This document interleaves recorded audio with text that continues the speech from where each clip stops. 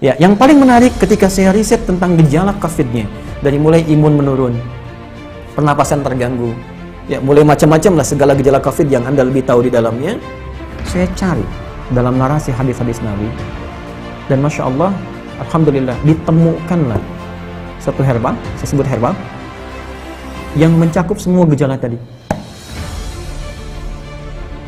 Dan itu, dunia internasional pun belum masuk ke situ. Belum ada kesadaran itu gitu. Ya, saya cek kemudian di Indonesia nggak ditemukan materinya. Ini hanya ada di 2 tempat di dunia. Rekomendasi kami siapapun yang ingin menguji dari pihak manapun, silakan uji di lab. Kalau betul terbukti ada manfaatnya, saya serahkan sepenuhnya untuk negara. Saya tidak akan mengambil apapun dari ini dengan kecintaan kami kepada Indonesia. Hanya saya ingin satu saja, sebutkan referensinya bahwa ini dari hadis Nabi. Itu saja.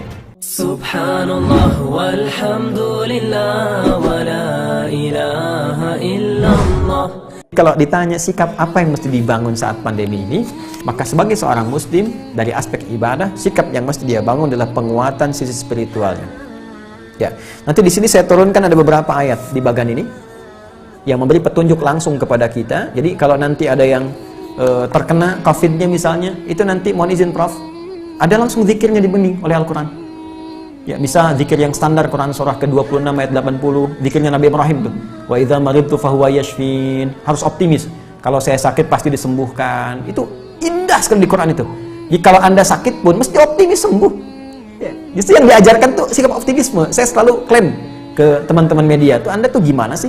90% lebih sekarang berita tuh jelek semua. Kenapa nggak ditampilkan yang baik-baiknya? Ini sembuh begini, ini kekuatan begini. Itu kan motivasi gitu. Sekarang kita lihat setiap berita tuh A sampai B. Saya dari bangun tidur itu, ya setelah sholat, ngaji, macam-macam, saya jejerkan berita luar dengan dalam negeri. Itu beritanya 90% ke atas, jelek semua. Ini membuat manusia itu nggak semangat gitu. Ini mungkin frame yang kita mesti bangun. Mohon izin saya selesaikan sebentar. Nanti ada zikir yang standar, ada zikir Nabi Ayub. Ya, kalau orang sudah mulai vonis dokternya ini sulit, ventilator sudah dipasang, sesak macam-macam. Ini luar biasa ini ya. Nanti ada zikir Nabi Ayub di Quran surah ke-21 misalnya, ayat 83 sampai dengan 84, yang divonis oleh orang nggak mungkin sembuh, ternyata sembuh. Sekali lagi, optimisme yang dibangun, inna ma'al usri yusra, ini pasti selesai, bahasa psikologinya. La yukallifullahu nafsan illa wus'aha, nggak mungkin saya diuji kecuali saya mampu mengatasi itu semua. Itu kalimat-kalimat positif dalam psikologi yang bisa membuat imun kita semakin naik. Nah, sekarang saya cepat karena waktu saya berakhir. Bagaimana ikhtiar secara muawalahnya? Ya, tadi saya sudah singgung, ini barangkali mesti dikoordinasikan, dan alhamdulillah di pemerintah sudah membuat gugus tugas kan, gugus tugas COVID, ada penanganan secara sosial, sudah ada social distancing, physical distancing, sampai masuk juga ke ranah-ranah ibadah yang mau ke masjid ya, sudah ada fatwanya tersendiri. Itu nanti penerapannya itu yang harus disosialisasikan ke masyarakat, karena setiap tempat bisa beda kebijakan ya, nggak semua dipukul rata gitu. Ini kan menarik juga, satu wilayah yang sangat dalam nggak ada COVID harus social distancing di masjid, kan agak aneh juga gitu ya. Nanti itu ada detail tertentu di situ. Saya ingin masuk kepada langkah yang sangat menarik ya, Prof ini juga herbal, mungkin teman-teman yang lain di kesehatan juga, tapi saya nggak bisa buka ini ya spesies genusnya, saya ingin buka dulu sebentar. Tapi saya challenge ya, Bu Rektor, saya challenge ya nanti tim terbaik dari Unhas, kalau mau silahkan ke Bekasi, saya tunjukkan, karena saya sudah uji ini 6 bulan dan alhamdulillah 100% manfaatnya. Saya sudah zoom dengan 9 direktur rumah sakit, dengan pakar-pakar juga, dan kita support juga kepada bahkan beberapa kolega yang terkena COVID juga. Saya tidak katakan obat ya, karena obat harus ada uji klinis. Saya katakan herbal, nabawi, gitu kan? Ini apa namanya? Prophetic healing ya, jadi pendekatan dari Tibbun Nabawi, ada sesuatu yang sangat menarik. Nah, saya riset, sekali lagi riset gejala-gejala yang terkait dengan COVID dari hasil tadi, dari yang mohon maaf teman-teman sekalian, ada yang dari Tiongkok tadi, dari beberapa negara yang disampaikan datanya oleh 4 ya, filenya datang ke saya, dan ini hasil riset bukan sembarangan. Dari sini kita petakan kebutuhannya apa. Saya mau share begini ya, sebelum saya sampai ke herbal dulu. Ini Tiongkok. Ya, saya prinkan beberapa halaman. Ini ada 140 halaman lebih model Tiongkok ini. Tahukah teman-teman, saat terjadi COVID ini, mereka sudah mempraktekkan apa yang didorongkan bahkan oleh Nabi jauh-jauh hari sebelumnya. Tapi bukan dalam konteks yang pertama ibadah tadi. dalam konteks kehidupan muamalah dengan seluruh aspeknya, baik sosial, ekonomi, dan sebagainya. Saat terjadi ini, itu saya baca di laporan ini, pemerintah Tiongkok sudah mengumpulkan seluruh ahli medis dan herbal untuk berkumpul mengatasi, dulu masih epidemi di Wuhan. Mereka kumpulkan semua alternatif. Dan yang paling dahsyat, rahmat yang diisyaratkan Nabi, yang bisa berlaku di konteks muamalah, bisa masuk ke ekonomi, bisa masuk ke ranah sosial, itu mereka praktekkan. Mereka riset apa yang dibutuhkan untuk mengatasi wabah ini. Apa saja yang dibutuhkan. Lalu mereka minta ke dunia-dunia luar, dan dunia luar ya luar biasa dengan itikat baiknya. Ada yang nyumbang APD, nyumbang macam-macam. Mereka sudah petakan, oh ini kebutuhannya. Dan sudah dilihat, ini satu hal yang dirasakan akan banyak menyebar. Karena dalam skala global, termasuk khususnya dalam politik global, ini kan isunya luas. Dengan 3 tipe itu, kan? Ada yang versi Amerika, versi Israel, ada yang versi Cina-nya, kan? Artinya ini kan sudah menyebar, dan mereka sudah lihat. Artinya apa? Potensi dari segi muamalahnya, dan karena ini kan sisi agamanya kosong gitu kan, dalam tanda petik minim lah. Dia tarik sisi ekonominya saja. Bahkan dari tim mereka punya tim khusus yang dalam bidang ekonomi untuk memetakan ada ribuan list yang mungkin bisa dimanfaatkan dengan situasi pandemi ini. Ini bikin APD, ini bikin kits, bikin ini, bikin itu, bikin sampai puncaknya vaksin. Dan mereka sudah prediksi. Akhirnya dari luar ditarik nyumbang ke sana, ketika di luar merasakan sudah mulai terkena dan kesulitan untuk itu, mereka ekspor. Saya beri contoh gini ya. Kami punya kelas riset. Kelas riset ini basicnya Al-Quran dan Hadis. Ada 5 kelas utama. Di antara 5 kelas itu nanti ada kelas pengusaha, ya, ada kelas dunia kesehatan. Kami tergabung dengan 400 dokter, ya, ada nakes dan macam-macam. Itu belajar semua kurikulum dari Al-Quran dan Hadis sesuai spesialisasinya. Jadi kalau dokter mata, apa kurikulum mata di Al-Quran? Kita turunkan dalam pembelajaran. Ya, dokter gigi, dokter ini macam-macam termasuk kaitan dengan apa yang kita kaji. Saya riset dengan teman-teman yang di dunia usaha. Ini akan ada kebutuhan APD, masker dan sebagainya. Sampai kami buat standar yang nanti akan ditetapkan oleh pemerintah. Ini standar APD. APD yang tersebar di Indonesia itu pionir pertama yang riset di antara kami. Ya, ini yang versi pemerintah untuk distandarkan. Ya, face shield. Kita buat face shield, masker. Tahu nggak teman-teman, Prof? Kita buat face shield untuk bantu masyarakat awal-awal. Bahkan kita gratiskan. Kemudian setelah itu kita ambil bahan baku harga sekian. Dari bahan baku 25.000 baru akan disupportkan ke masyarakat. Sudah ada di salah satu toko, saya nggak sebut nama, yang ngambil dari Tiongkok 60.000 dijualnya dan sudah lolos dengan semua ujinya. Saya ingin lihat dengan persepsi yang lain ya. Saya ingin lihat dengan persepsi, bukan persepsi kita menyoal, persepsi kita melihat bagaimana Tiongkok membaca peluang menjadikan ini sebagai rahmat dan sekarang diselamatin WHO. Selesai gitu kan.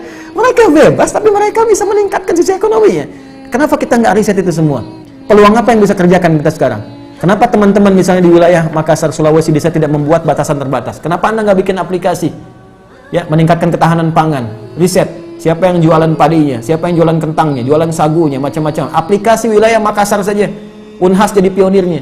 Yang butuh pangan ke sini, butuh ini ke sini. Mereka tinggal klik. Lokal hidup, nggak terganggu. Baru kita ngambil dari luar. Itu sisi ini. Ya, yang paling menarik ketika saya riset tentang gejala COVID-nya, dari mulai imun menurun, pernapasan terganggu, ya mulai macam-macam lah segala gejala COVID yang Anda lebih tahu di dalamnya, saya cari dalam narasi hadis-hadis Nabi, dan Masya Allah, Alhamdulillah, ditemukanlah satu herbal, saya sebut herbal, yang mencakup semua gejala tadi. Dan itu, dunia internasional pun belum masuk ke situ. Belum ada kesadaran itu gitu. Ya, saya cek kemudian di Indonesia nggak ditemukan materinya. Ini hanya ada di 2 tempat di dunia. Dan zaman Nabi sudah dipraktikkan. Ada gejala-gejala yang serupa pernah ditangani Nabi dengan pendekatan yang bisa diminum, bisa dimasukkan, teteskan ke hidung, bisa diasap gitu. Ya, itu ternyata saya cek sudah masuk jurnal, Prof sekalian. Ini materinya udah ada di jurnal. Ya, jurnal-jurnal ilmiah internasional. Saya ada beberapa jurnal nih yang sudah ada, ya. Tapi saya mohon maaf saya belum bisa zoom ya nanti. Maksud saya nanti saya bikin statement di akhir. Ini sudah ada zoom internasionalnya. Ini sudah tahu ternyata khasiat-khasiat ini herbal ini, tapi belum ada kesadaran bahwa ini bisa mengatasi persoalan yang tengah kita hadapi saat ini di pandemi COVID. Ya, saya keluarkan itu, saya lacak hadisnya. Dari sejak 18 Maret saya usahakan, saya dapatkan dari sahabat kami, karena ini hanya dapatkan di 2 tempat di dunia. Ya, di Himalaya dengan di Saudi bagian timur. Ini ada. Saya minta kemudian, dan itu alhamdulillah ada.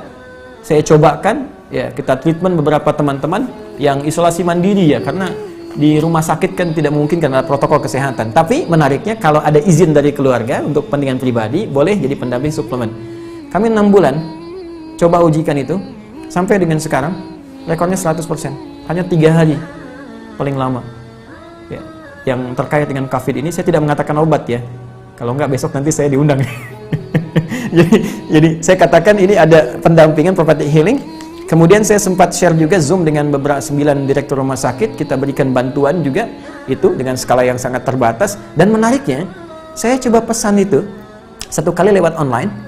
Ya, ingin tahu gitu kan, ada dilacak. Ini sudah jadi produk internasional, tapi dengan arah pengobatan tertentu, bukan ke COVID, ya, bukan gejala-gejala ini. Dan belum tahu kalau ternyata itu bisa untuk gejala yang dimaksudkan. Jadi kalau kita pesan pun ada, cuma kualitasnya belum tentu sama karena ada 15 spesiesnya, 15 spesies. Nah, saya coba pesan, ya, saya minta staff saya pesan, coba saya pengen tahu nyampe nggak ke kita barangnya. Tahukah Anda apa yang terjadi? Begitu saya pesannya lewat ke Himalaya, ternyata barang yang datang ke kami harus masuk dulu ke Cina, dan ketika saya terima di Indonesia, addressnya, alamatnya dari Wuhan.